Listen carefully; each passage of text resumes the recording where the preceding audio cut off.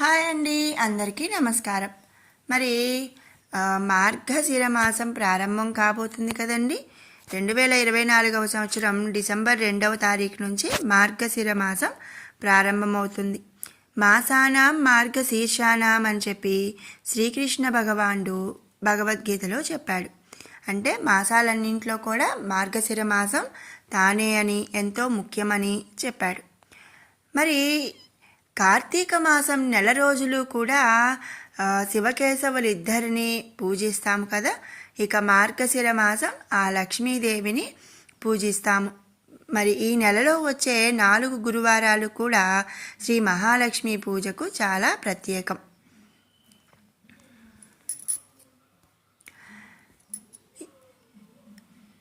మార్గశిర మాసంలో వచ్చే గురువారాల్లో మహాలక్ష్మికి పూజ చేస్తే అప్పుల బాధలు తొలగిపోయి సిరి సంపదలు కలుగుతాయని పరాశర మహర్షి నారదుడికి చెప్పినట్లుగా పురాణాల్లో ఉంది. మరి కార్తీక మాసం నెల రోజులు కూడా శివకేశవుల ఆరాధనలో మునిగి తేలే భక్తులు మార్గశిర మాసం మొత్తం లక్ష్మీదేవికి ప్రత్యేక పూజలు చేస్తారు. ముఖ్యంగా మార్గశిర మాసంలో గురువారాలు విశిష్టమైనవిగా భావిస్తారు. ఈ నెల విష్ణువుకి కూడా అత్యంత ప్రీతికరమైన మాసం.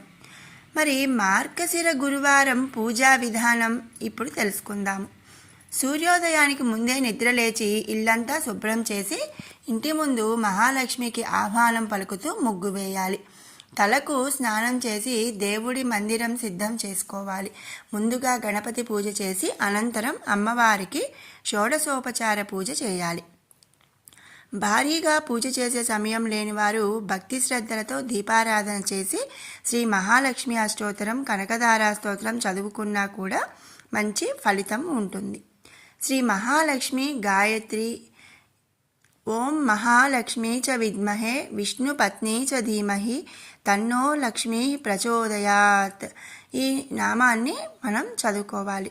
ఇక పూజ అనంతరం నైవేద్యం సమర్పించి మార్గశిర లక్ష్మీవారం వ్రత కథ చెప్పుకొని అక్షంతలు తలపై వేసుకోవాలి.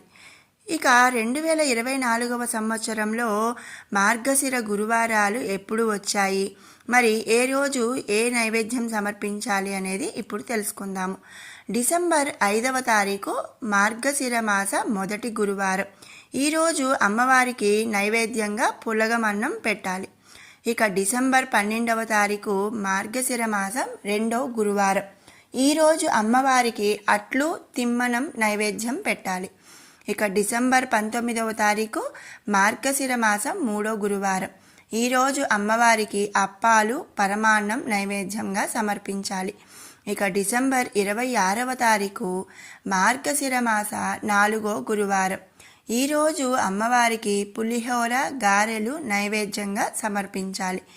4 గురువారాలు కూడా పూజించి ఆఖరి వారం 5 ముత్తైదువులను ఆహ్వానించి భోజనం, తాంబూలం సమర్పించి ఆశీర్వాదం తీసుకోవాలి. మామూలుగా అయితే ఏ పూజ చేసినా చివర్లో ఉద్వాసన చెబుతారు. కానీ మార్గశిర మాసం గురువారం వ్రతంలో అమ్మవారికి ఉద్వాసన చెప్పరు. ఉద్వాసన అంటే వెళ్ళి రమ్మని అర్థం. శ్రీ మహాలక్ష్మి ఇంట్లో తిష్ట వేసుకొని కూర్చోవాలి అనుకుంటారు, కానీ వెళ్ళి రమ్మని ఎవరూ చెప్పరు కదా. అందుకే అమ్మవారికి ఉద్వాసన చెప్పరు. మరి కొన్ని ప్రాంతాల్లో అయితే ఉద్వాసన చెప్పే సంప్రదాయం కూడా ఉంది.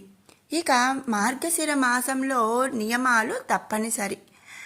మార్గశిర మాసంలో నోము నోచే స్త్రీలు గురువారాల్లో అత్యంత శుచిగా ఉండాలి. ఆ రోజు తలకు నూనె రాసుకోవటం, జుట్టు చిక్కులు తీసుకోవడం లాంటివి చేయకూడదు. సూర్యోదయ, సూర్యాస్తమయ సమయంలో అసలు నిద్రపోరాదు. భక్తి శ్రద్ధలతో వ్రతాన్ని ఆచరించాలి.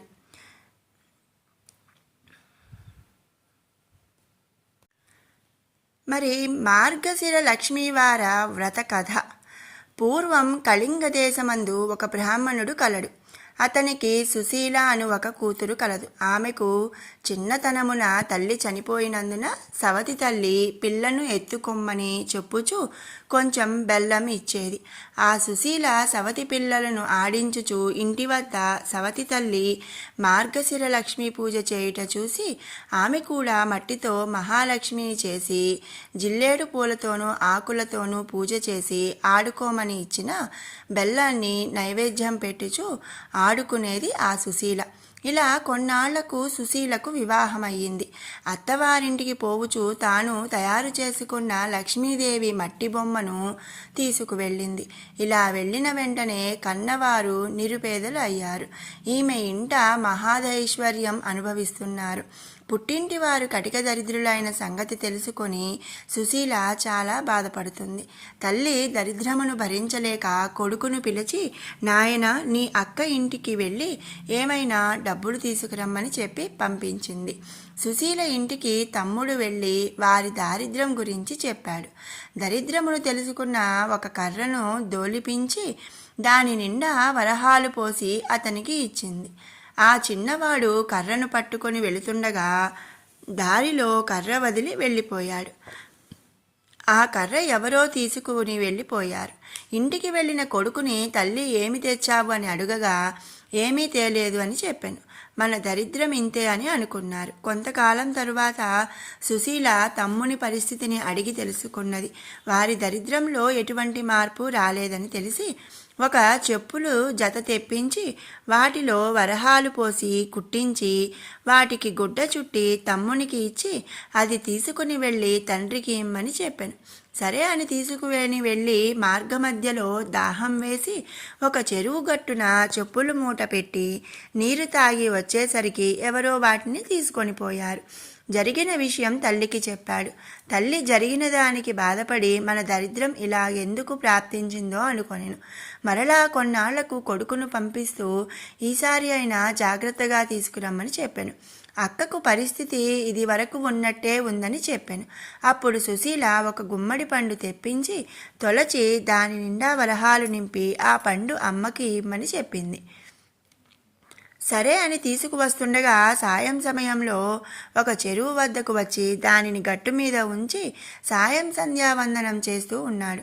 ఇంతలో ఒక బాటసారి పండు బాగుందని పట్టుకుని వెళ్ళిపోయాను. ఆ కుర్రవాడు గట్టు మీదకు వచ్చి పండు వెతకగా పండు లేదు. ఏమి చేసేది లేక ఇంటికి వెళ్ళాడు.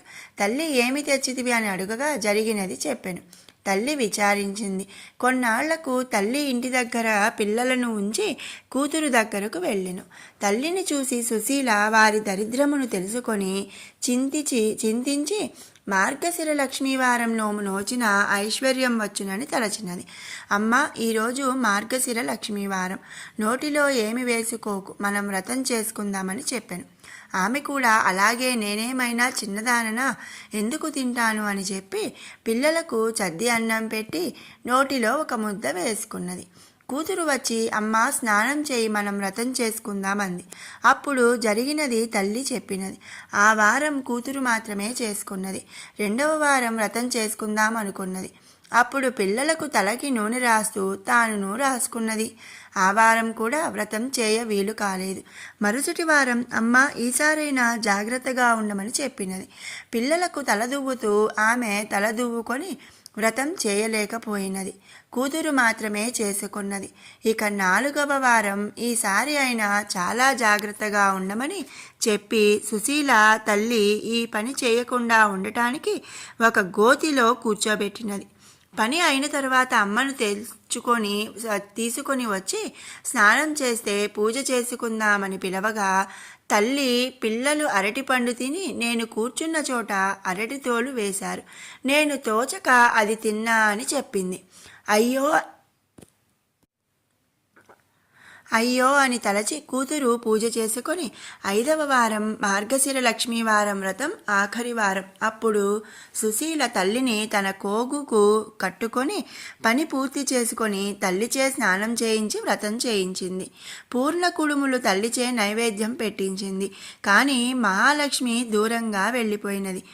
ఏమి అమ్మా అలా వెళ్ళిపోతున్నావు అని అడగగా, నీ చిన్నతనంలో నీవు బొమ్మలతో ఆడుకుంటుంటే మీ అమ్మ చీపురుతో కొట్టింది, అందుకే అని చెప్పింది. అప్పుడు తన తల్లి చేసిన దానికి క్షమించమని ప్రార్థించింది. మళ్ళీ నీ తల్లిచే వ్రతం చేయించమని అదృశ్యము అయినది మహాలక్ష్మి. సరే అని మొదటి వారం పులగం, 2వ వారం అట్లు తిమ్మనం, 3వ వారం అప్పాలు పరమాన్నం, 4వ వారం చిత్రాన్నం గారెలు, పుష్యమాసంలో మొదటి వారంలో పూర్ణపు కుడుములు వడ్డించి తల్లిచే నోము చేయించింది. కథా అక్షింతలు తల మీద వేసుకున్నారు. అప్పటి నుండి ఆమెకు సకల సంపదలు కలిగి అంత్యమందున విష్ణులోకమునకు వెళ్ళెను. కథ లోపమైనను వ్రతలోపము కారాదు. భక్తి తప్పినను ఫలము తప్పదు.